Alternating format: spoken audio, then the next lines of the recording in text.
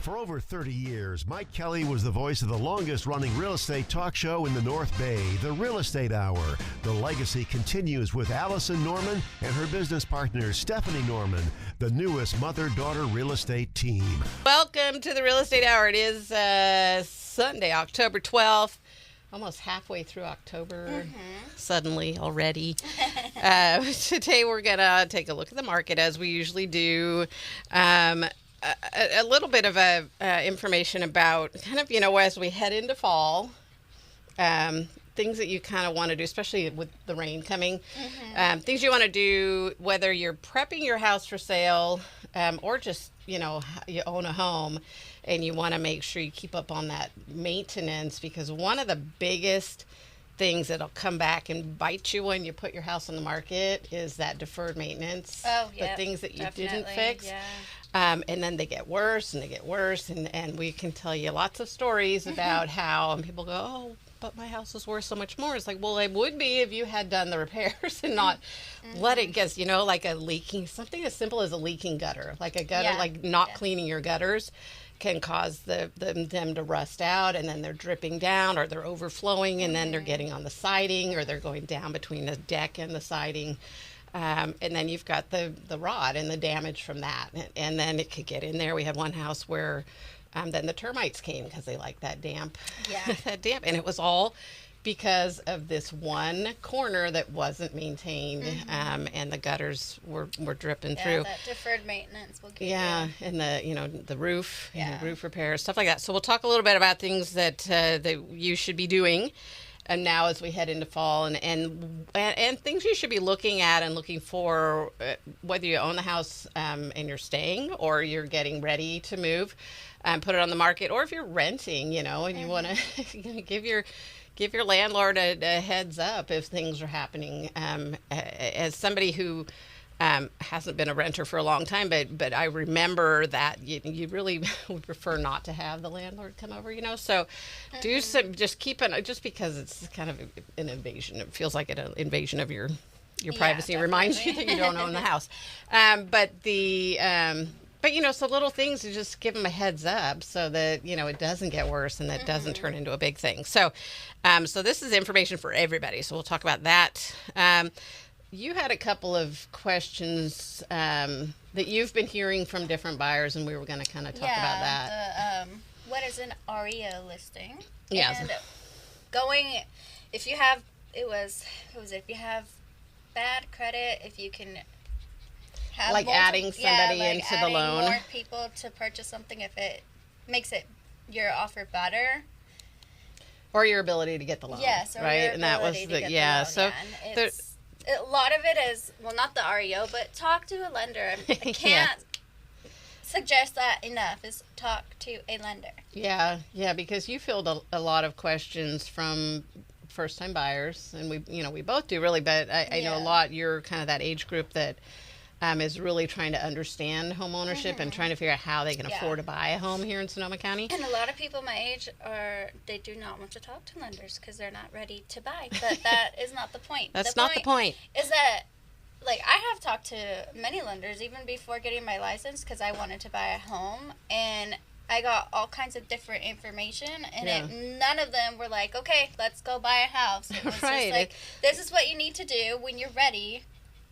And a lot of it is going to be, you're not ready yet, but let's put you on the path to get you ready. Exactly, and the loan officers that we, and lenders, direct lenders, they're really good about that. There's, of course, in every profession, there's some that are going to be pushy and annoying. We're not going to give you those names, because we're going to give you the names of the people that we know are going to be the ones we know. They're going to take care of you, and they're going to get you ready onto that path to home ownership.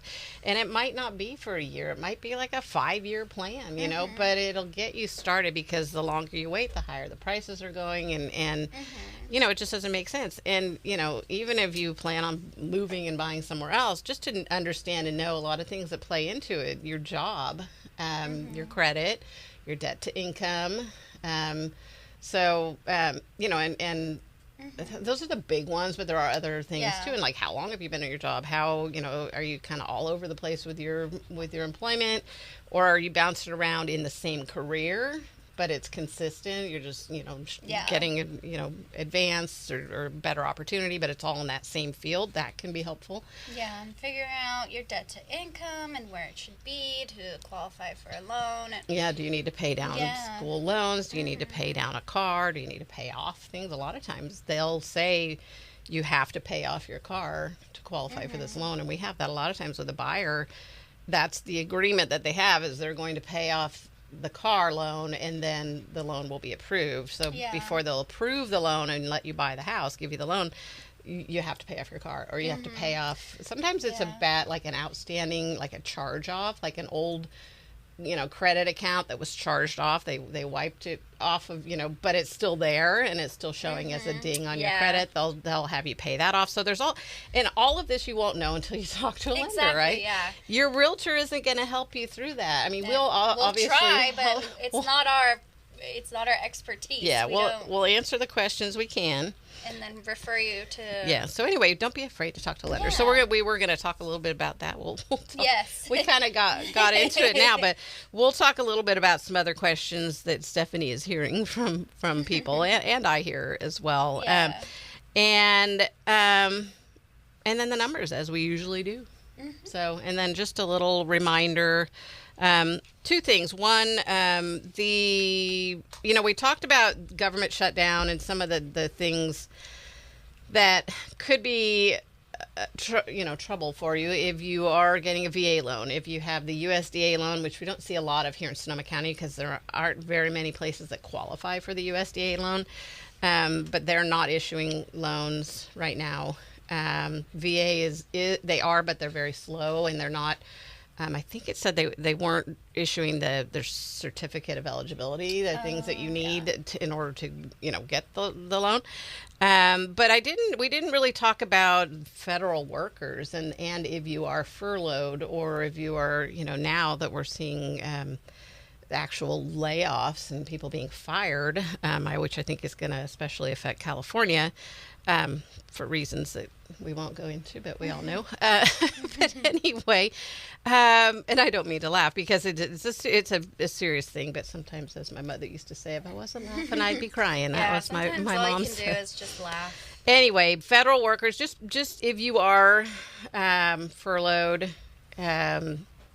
just check back in with your lender if you're in the process of buying a home, because I don't know how that's going to be treated by the lenders, if that's going to be, you obviously have income once everything comes back online. However, there's the threat of people being fired or laid off.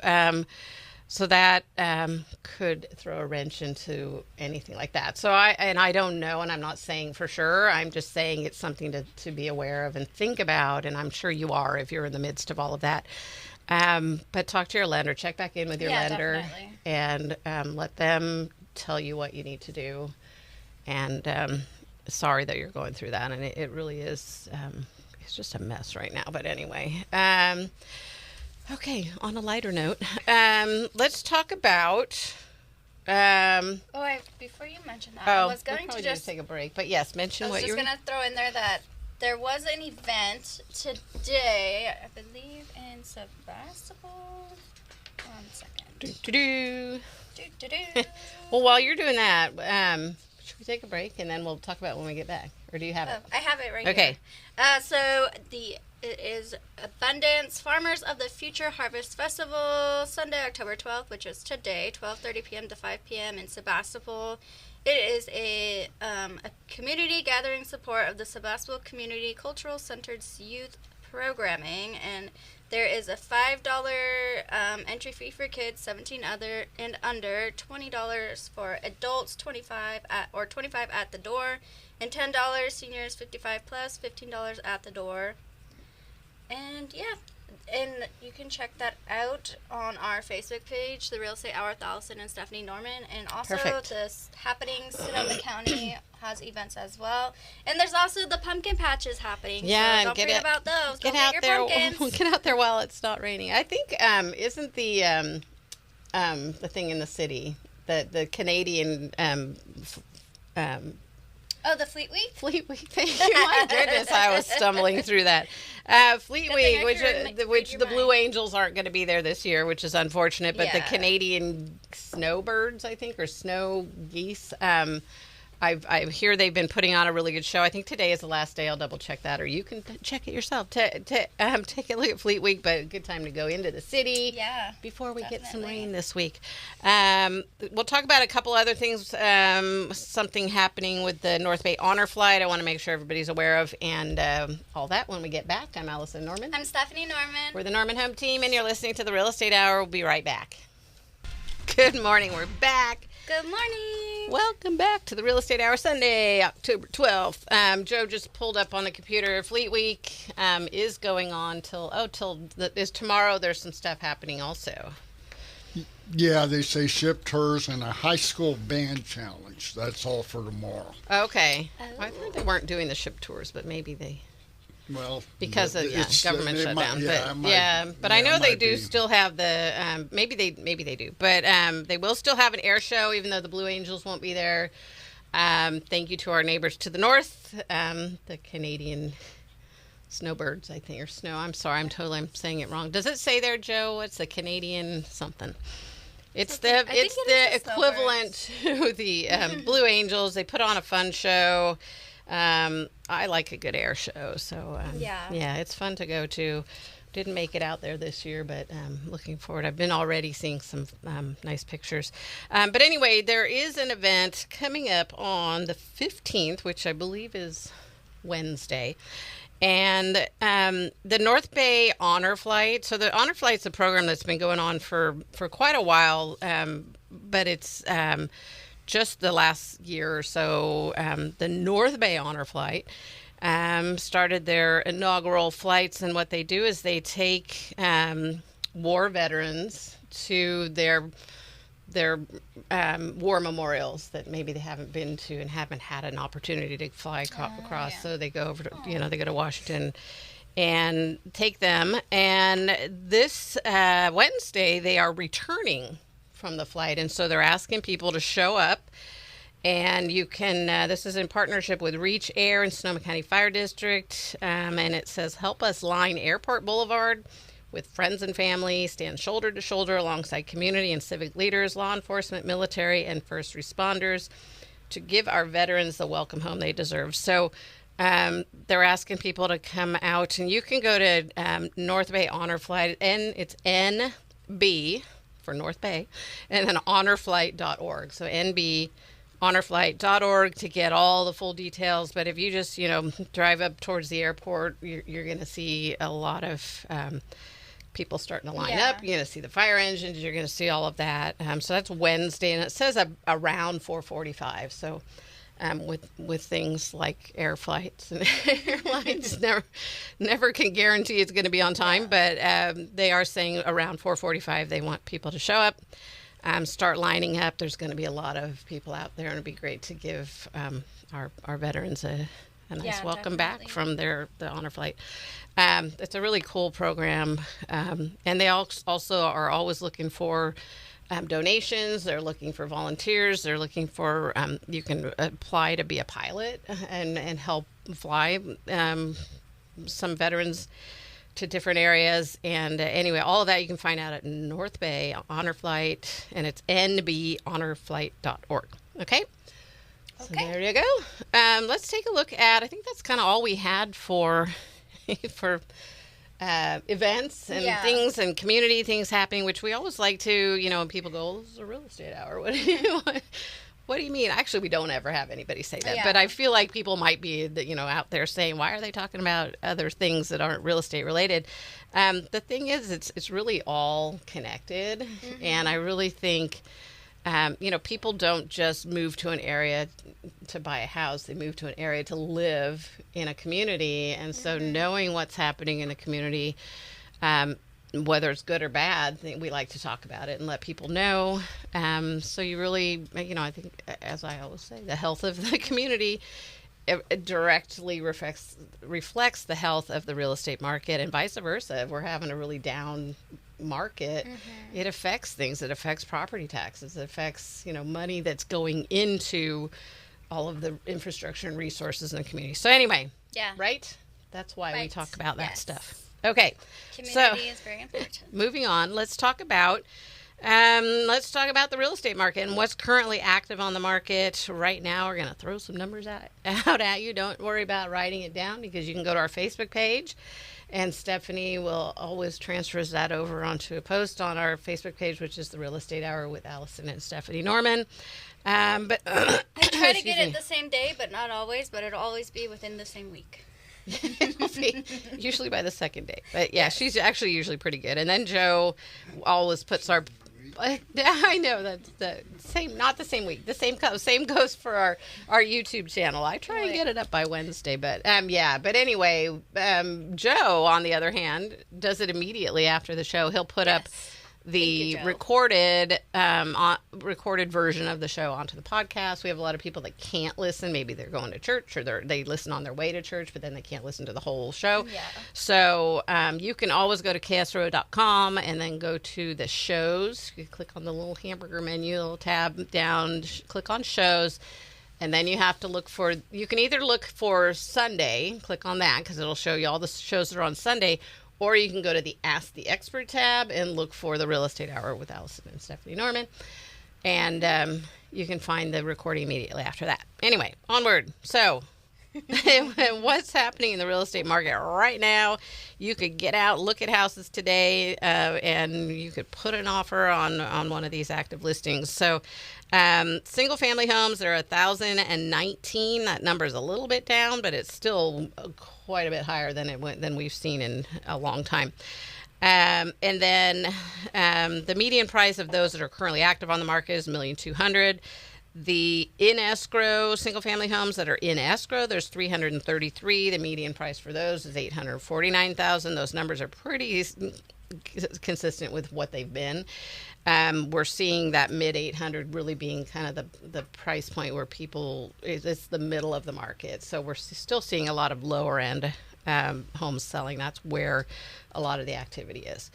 And that brings that number down. We have a lot of high end homes on the market that really, honestly, if you're looking for a place to get a really good opportunity to do some negotiating on a purchase, that higher end of the market, $1 million and up, is probably a little higher than $1 million up, like up to like $1.2 million, $1.5 million, somewhere around there. You're really kind of moving into an area that's moving a lot slower. So you may be able to negotiate a little better on that part of the market. Not every listing. Sometimes they come on the market and they sell in a day because it's just they priced it right. It's something that everybody's been looking for, and nobody's been able to find it, and there it is, and so it gets multiple offers and goes out the door real quick. So it's none of this in real estate is everything. It's just the middle, the average of what we see, right? Taking a look at condos, still have a lot of condos as well. There's 133 active condos in the market. There are 43 in escrow. And then mobile homes, we have 95 active mobile homes. These are mobile homes in parks all over Sonoma County. And there are 37 in escrow of the mobile homes. Multi-unit, 2 to 4 units, 105. And, I haven't mentioned that it's been up over 100 the last few weeks, but that actually is higher than it's been in a while. It's been inching its way up. Just a month ago, it was in the 90s. So it is coming up a little. And in fact, I have seen more multi-unit duplex units that are coming up in our radar for things that are coming on the market, from agents posting it or sending emails out and all that. I am seeing more. 28 in escrow, so still not a lot selling, but that's pretty normal and pretty much how it usually is in that multi-unit market. And multi-unit is up to 4 units. So taking a look at the land, there are 328 active pieces of land that you could build on. So these are residential land and acreage. 328 is, it's been up over 300 for a couple of months now. So Anyway, land is a tough one. There's a lot of land out there. If you want some specific information about land, we're happy to chat with you off the air. Give us a call, text. I have one person, and if you're listening, we've been playing phone tag. We're trying. Had some specific questions about some things that we talked about last couple of weeks ago about the things you need to be aware of when you're buying land. So I'm happy to have that conversation. An email, if you send me an email or a text with your email, that's the best way to connect. And then, did I say there are 30 land listings that went into escrow? So we're going to do the hot sheet or the market snapshot when we get back, I think, because I only left you with less than a minute, which is not enough time. Which I often do, sorry. But anyway, I think it's important to not just throw out these numbers that really to really explain what the numbers are about, because nobody wants to just listen to a bunch of numbers. So I guess some people do. I do have, we have people, I've talked to people that write it down every week, you don't, like I said, you don't need to write it down. Stephanie will post those, but you're welcome to write them down if you want. So when we come back, we're going to take a break for the news, but when we come back, we are going to look at what happened just this last week, because we like to keep a track of that as well. And then preparing your house for fall and kind of keeping up on that maintenance so you don't have the deferred maintenance issue. Yeah. Anyway, I'm Allison Norman. I'm Stephanie Norman. We are the Norman Home Team, and you're listening to the Real Estate Hour. We'll be right back. Good morning. Good morning. Happy Sunday. Welcome back to the Real Estate Hour. Okay, so we went over the market, what was happening really in general in the Sonoma County real estate market. Stephanie takes a look each week at what happened from Sunday to the next Sunday, right? Yes. So for the Sonoma County single family residential hot sheet or snapshot from last Sunday to this Sunday, we have for new listings 94 with an average list price of $899,000.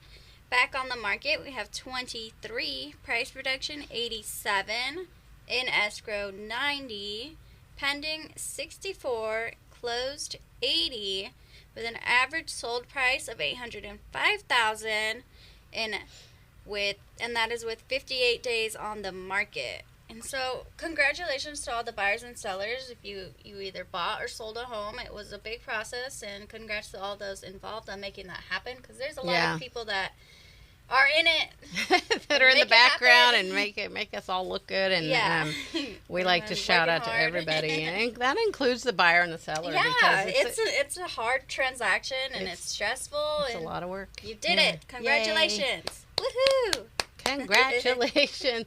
I wanted to explain something we don't often talk about, but we break it down. You usually break it down from in escrow and then pending, and so that people aren't confused by that. That's a good point. Yeah. So the in escrow, we're looking at something that's contingent. And it's contingent, we've talked about often about what are contingencies. There's all the different things: the loan, the appraisal, the condition of the property. Can you get insurance? Do you like the property? I mean, honestly, we hope that you really like the property before you get into it. But sometimes you start looking around and you realize maybe you don't like the neighborhood. Maybe there's a dog barking next door and you go, oh, I'm out. Those are all contingencies. As long as you're within that contingency period, you can back out.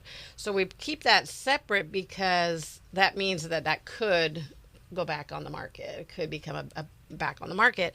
And so there's the difference then when it's pending, it means that they've removed all their contingencies, right? So that's why we break it down from in escrow and pending. And in the MLS, the in escrow part actually says contingent, but we like to just say in escrow because I think it makes more sense. But I did want to. But then if like in escrow, then what is pending? Pending means they've removed all their contingencies. Yeah. They are ready to close escrow. It doesn't mean 100% that it's going to go through because sometimes they fall out even after you've removed all your contingencies. But that's why those are separated. Yeah, too. That's a scary place to be because the seller could actually go after your earnest money deposit. Because you had already removed all your contingencies. It doesn't mean they absolutely 100% are going to get it. It doesn't mean that it automatically goes to them. It's in escrow. Escrow can't do anything without approval of both parties. So anyway, I just wanted to explain that because we throw those two out there often, and it seemed like it needed to be explained. So. Yes, good idea.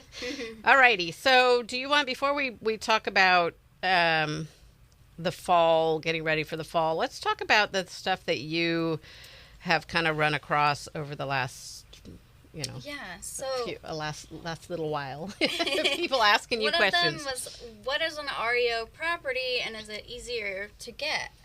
Right. And REO stands for real estate owned. And that's the R, real estate owned.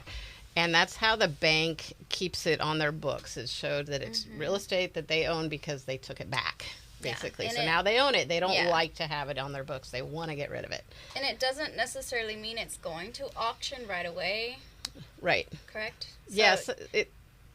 Sorry. It depends. Sometimes it'll go to auction. Sometimes it'll... almost always it'll go to auction, but a lot of times they'll just buy it. And then people think, oh, it's a bank owned. Let's look, they'll say, oh, let's look at foreclosures because we're going to get a better deal. Well, that may have been true in 2007, 8, until they figured out that by throwing these things out there, so like I said, REO, it's how it is on their books. They don't want all this owned property on their books. So they were dumping it really cheap. People could get a really good deal. What that did is it just acted like a vacuum, and it just sucked every other listing around it down in value. And it had a big part to do with what happened when back in the market of 2008, 9, 10. Because it just was like a siphon. It just, everything came along with it. So a year or so into that, they said, I don't think we should be doing this anymore. Let's, price them at market value. Of course, at that time they had already, it wasn't just that did it. There were other contributing factors, but they had already kind of, damaged. The damage was done.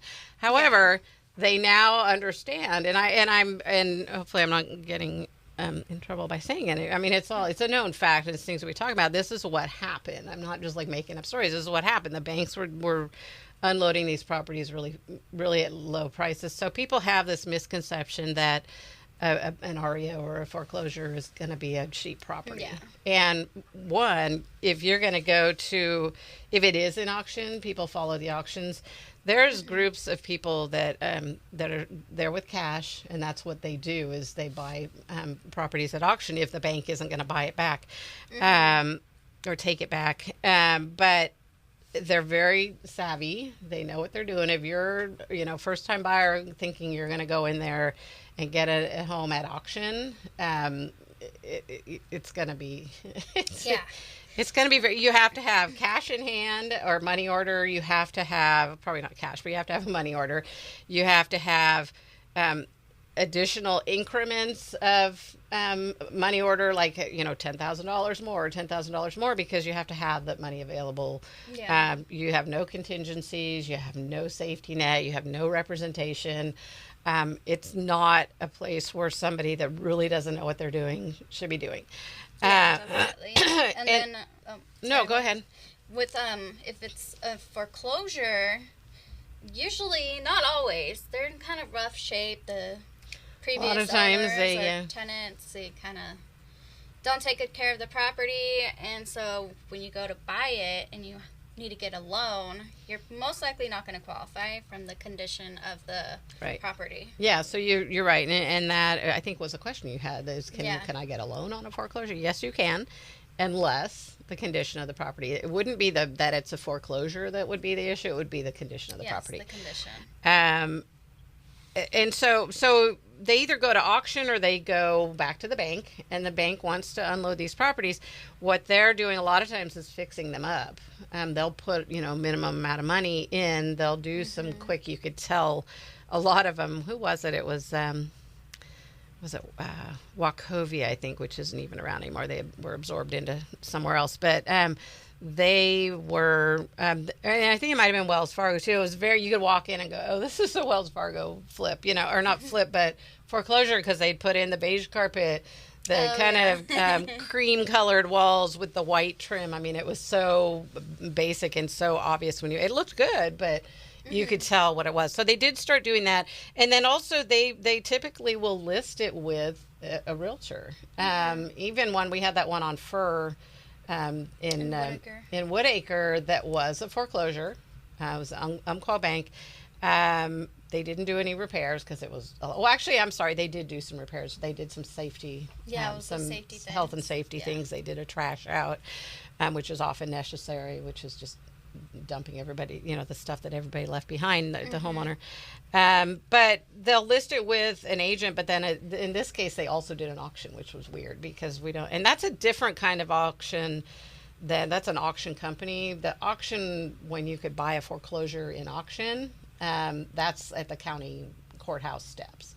That's a whole different thing. But anyway, so typically they will list it with an agent, and it's coming on the market just like any other property. So you're really not going to get a better deal on a bank foreclosure. They've learned, I think, that it's okay. We're not going to do this. They're selling them at market value, and a lot of times they want to sell them as is. They're not going to do any repairs. And you'll have to sign documents saying that this is an as-is sale. However, we had a lot of times back in that market where you'd still ask for repairs, and a lot of times they would do it. Even though you signed something saying, I understand this is as-is, they would still go, fine, we'll just do that, and because they wanted to get it sold. But they're not selling it for less than market value. Yeah. So it's not a good way to go. And so another question was, if multiple people that don't all have good credit all go in together with an amount of money to purchase a home, which I believe that it has to be, each one is going to have to be checked, their credit be checked, correct? If they're, and this is a good question, and like we said, you told them, I don't know, talk to a lender, exactly, because we know what we know. But we don't know what we don't know. Exactly, as far as that. As far as the loan part, we can help you find the house. We know just from our experience and what we've been told by our lenders. But really, but even just like a married couple, sometimes the one will have to stay off the loan because their credit is bad and it's going to make them not qualify. But then their income isn't going to be on the loan, isn't going to be counted. In most cases, there probably are some loans and some lenders that could do something to make it work. But so if you're coming together as friends, as tenants in common, or buying, which is a good way to go right now because it's so expensive, and for younger people or family, we see a lot of buying with their parents. Definitely. We have some past clients who had reached out about thinking about both selling their houses and getting a duplex because that way mom could be closer. That's a great way to go, just to know that you are all going to have to you're going to all have to be on the loan, or you're going to have to if the one person with the good credit has all the money, then that's that's a good way to go. They're the ones on the loan. Other people can be on the title, but on that loan it has to be the person. I mean, they have to have enough money so you could pool, like if you and I bought a house together. And then their thing was like, oh, well, what if we have, like, this person has good credit, but they don't have the income. Right. We have the income, but not the credit. Like, doesn't it balance out? And my answer was, talk to a lender. Talk to a lender, because maybe it does. Maybe their credit isn't as bad as they thought. Or maybe the other person's credit isn't as good as they thought either. But, maybe it'll balance it out. And some lenders out there, they're miracle workers. I mean, they can definitely. They can make it happen. They know the different places to pull. They know the different people to reach out to. They know what loans that will work for and what it won't. And they can help you through that process. So I know you get a lot of pushback from people when you say, talk to a lender. And they go, I'm not ready, You don't have to be ready. Talk to a lender. They will tell you how to get ready, and they'll help you figure out, does this make sense? And you can reach out years later and say, okay, I'm ready. Are you still a lender? Let's do this. The one other thing I wanted to mention, looking at the foreclosure, a lot of times when you're looking in like the third-party sites, the .com, this and that, and all of those third-party places you search for real estate. Sometimes you'll see a pre-foreclosure And sometimes also you'll see like a really tiny dollar amount. It's like, well, that's like the amount that they owe that they need to get caught up on. That doesn't mean that you're going to get that house for that amount. And they just, and the reason they these third party companies, they get their business and they make their money on having the data that people want. So they pull data from everywhere. And so they'll pull up something that shows up as a pre-foreclosure. And that just means that that the owner has been served a notice to perform, I mean, not to perform, a notice of trustee sale, or, that just means that there's a sale coming up. And it might even just be that a notice of default, that they missed a few payments. That doesn't mean you're going to buy that house. It doesn't mean it's going to come on the market. It just is. It means this is happening. And it's really it's not even that helpful to be there, except for maybe a realtor that is going to go reach out to that person and say, hey, I see you're in foreclosure. Or you've been served a notice of default or a notice of trustee sale, which means that the notice of default is up and now it's going to trustee sale, and that is when it goes to auction or the bank takes it back. So that doesn't mean, and we see, I've had over the years people say, oh, what is this one? It says it's a pre-foreclosure. That just means that this person is going through something right now. They're trying to get caught up, or maybe they're not, and maybe it'll go to foreclosure. That doesn't mean it's a foreclosure. Yeah. And I think it's important points that you made, that just because it is a foreclosure doesn't mean you're going to get a better deal. You're going to get in there without all the other buyers that are looking and all of that. It's not. It's not. And in most cases, they're just going to list it with an agent, and it's going to come on the MLS just like everything else. So. And then I was just going to say, talking about lenders, I really, really suggest talking to a lender. But also, as if you hadn't said it enough. I know. We but know it's a lot of good lenders, really good lenders that we can refer you to if you need one. And they're not. The thing with when I tell, it's mostly buyers like my age. Yeah. Millennials. I'm not ready to talk to a lender. I'm not ready to buy a house. Well, it's like, it's to come up with a plan to buy a house, not to actually buy a house. I know. Yeah, I mean, you can if you're ready. If you're ready, go for it. We just closed on a condo, townhouse PUD, where we needed to get the offer in like the next day, and she had just discovered it and said, I want to put an offer in. Have you talked to a lender? Not yet. And so Redwood Credit Union, by the way, they did a great job. And she called, got everything started. I called the lender and I said, do you think you can get us a pre-approval letter by tomorrow? And she goes, okay. And the buyer banked at Redwood Credit Union, so that made a big difference. But they do a good job. And I've used them before, or referred them to other people and done transactions where the buyer used them. They did a good job. But so they can do it really fast especially if you have all the paperwork ready and you can send it to them. But they would prefer not to. Only because then they're scrambling everybody, and it's a little scary on the seller side if you know that they just put all their documents in there and got the pre-approval, because it's like, was it a rush pre-approval? Are you sure? They looked at everything. Did the underwriter see everything? And so we prefer to have it all, ahead of time, and for the lender to say, absolutely, I've been working with them for a while. They're solid. They're golden. We hear a lot of times. Yeah. Well, the other thing about the pre-approval letters, there's the pre-approval, and then there's a pre-qualify, which is if you went, you went online and filled out a thing saying, this is how much money I make, this is where I work, or whatever. This is my social security number. They pull your credit. They look based on what you said, how much money you make, and they say you qualify. Yes. We don't want to see an offer with that. Anyway, we're going to take a quick break though. And when we come back, let's talk a little bit about what to do to your house now as we are in fall. Yes, good idea. Are we in? Yeah, it's officially fall. Yeah, I'm sorry. We are in the fall. Alrighty. I'm Allison Norman. I'm Stephanie Norman. We are the Norman Home Team, and you're listening to the Real Estate Hour. We'll be right back. Good morning. Good morning. We're back. We're back. We're going to wrap it up with a little bit of fall, things to do in the fall as far as getting your house ready.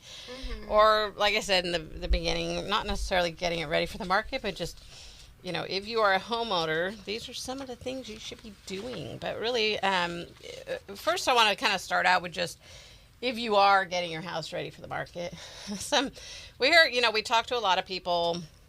We go over to people's houses a lot and say, even if this is another thing you can do ahead of time, even if it's not, you're not selling right now. But if you want to do some improvements to your house, like, should I replace the carpet? Should I redo the kitchen? Should I get all new appliances? So, so we answer a lot of those questions, and you can do that ahead of time. Absolutely. But when you're when you're getting ready to put it on the market, really one of the first things you want to do is just focus on cleaning, decluttering, opening up spaces, opening up windows. If you have dark blinds and you have, just really open the house up, right? Because you don't want to walk, especially in the winter. It gets dark early. We have a lot of times, people that can't look till they get off work. Yeah. And when the time changes, it's dark at 5:30, and we're all, can we come look at your house? It's like, turn all the lights on for everybody, please. But really kind of that's the first thing. You don't want to do it too soon, because especially if you have kids or animals, where the house is just going to get dirty again. But keeping up on that so it's not such a big thing is a good idea. If you have, just in general, but if you know you're going to be selling your house in the summer, next summer, kind of start thinking about projects that you want to do, repairs that you want to do, and then, cleaning, and just kind of consistently cleaning so that it's not a big thing at the end. And another big thing with this weather is that's when you can tell if there's anything leaking. Right. Are the gutters not doing are they dripping? Are they overflowing? Do the leaves? Do they have leaves? They need to be cleaned out.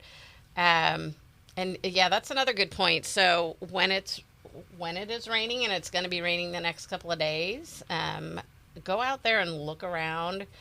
You're going to have disclosures you need to fill out that say, it says things about, is there standing water anywhere? Are there places? Are there any drainage issues? If you haven't really been paying attention, go out there and take a look. And disclosure is really important. And a lot of people kind of want to hold back and say, oh, well, I don't want to say that, because then they're not going to buy it. Well, would you rather have them come back and sue you later because you didn't tell them? Yeah. Because I guarantee you it happens. Yeah.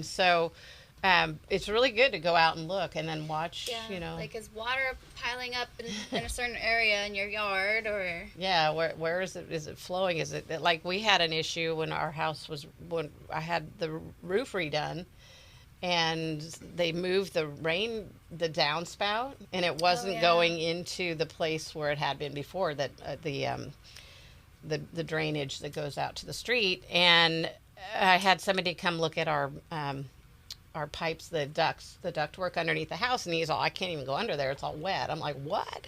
I've lived in this house for 25 years. It's never had an issue with water underneath. Well, guess what? It did, because the drain spout was now going under the house, so now we had to divert it away. But look out for things like that, and it's a really good time to do it when it's raining. And also when you're looking at houses. Yeah. Check for those things, because maybe they were missed. Go look at, your realtor will love you. Go look at houses in the rain. Honestly, we don't mind. If you're looking at a specific property. Yeah, you're in escrow even. Go take a look. Say, hey, I want to come see what the water's doing. Yeah.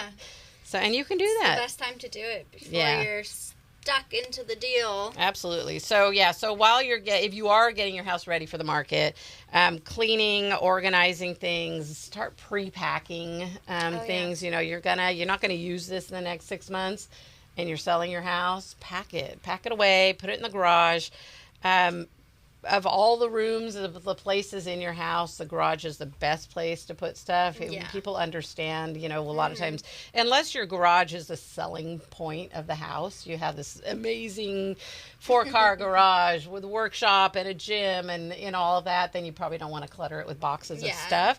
But if it's a basic garage, start taking stuff, put it out there, or put it in storage if you Yeah. don't have that ability, or don't have a garage. Yeah. But just start doing that ahead of time so that it doesn't, bite you in the end when it's suddenly time to do it. But you want to clear out the spaces, open, make it bright and fresh. And in the winter, as we get cold, turn the heater on when there's going to be a showing. If it's a cold day, put a little fire in the fireplace if you know that you're coming. Everybody's coming right back. It makes a difference when you're going into a nice, warm, cozy house when it's cold outside, and yeah, you don't want to go into a cold, dark house. Right. It really does make a huge difference. It does, And staging too is another big thing to as I think even more important in the winter.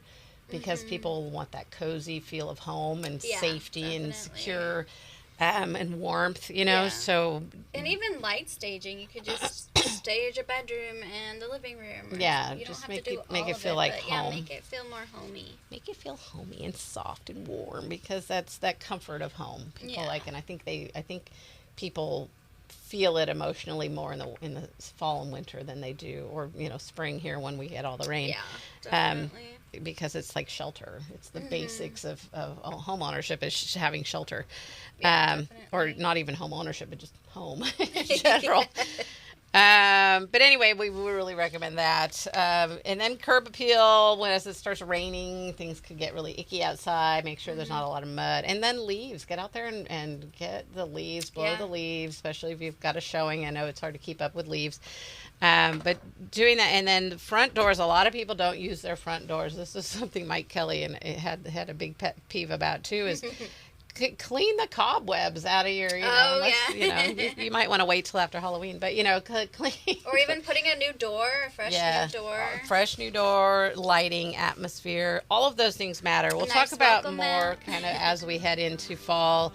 Kind of some deferred maintenance things and really things to be aware of. But fix those repairs now. But I think we need to go. Did you have something? Quickly, you can find us on Facebook, The Real Estate Hour with Allison and Stephanie Norman. You can call us 707-799-3617. Yep. Look for us on YouTube. Sonoma County Real Estate Hour on YouTube. We're on YouTube And you can find us on KSRO.com. Have a great day.